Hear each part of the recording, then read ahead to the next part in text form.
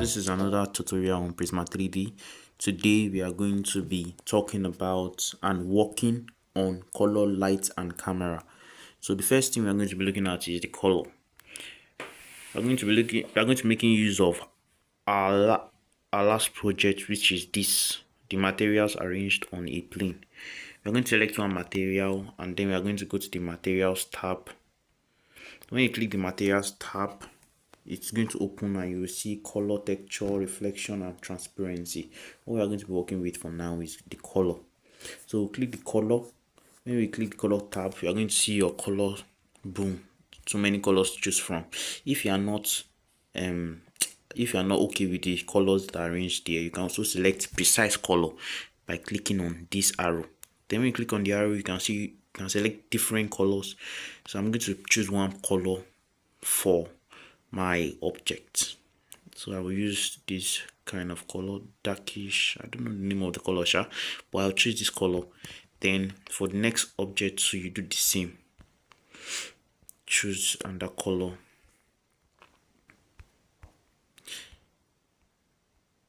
Choose another color.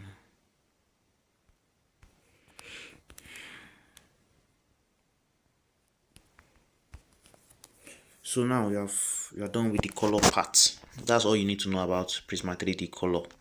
That's everything you need to know about it. The color palette, choose from it. That's all you need to know about it. Then we go to the next section, which is the light section. In the light section, you are going to click the box at the top left hand side, which is this. Then you see the bulb icon.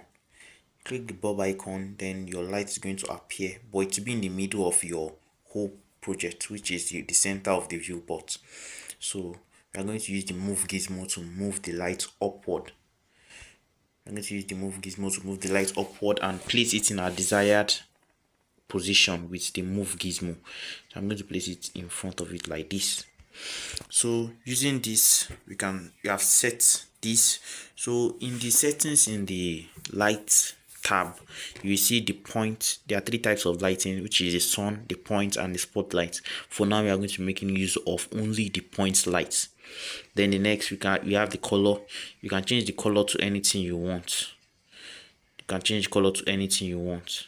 So always fun to play with them, but our advice, let's just leave it at white. Then click the bulb icon. Then next thing, our intensity. You can increase your intensity to make the lights higher and lower in brightness, but we'll leave it in 0.5 because that's the normal one. That we don't want to really make our work too complicated, so that you guys can understand. In the range, we are going to leave it at 10, while the shadow, we are going to shift it to 0.5. We are going to shift our shadows to 0.5. I hope I'm not rushing too much in the tutorial. So we are going to make our shadow 0.5, and that's all for lightning. So now the next one we are going to work with is the camera. So now to put your camera, you can see the shadow showing here. So I'm going to still set my light to make the shadow look more, yeah, like the shadows like that. So we are going to click the box icon, and we are also going to see our camera here. So we are going to click the camera icon, then the camera will appear in our viewport. You are going to click the camera icon in the viewport again, then you will now press jump in to make the camera your first person view, your first person view.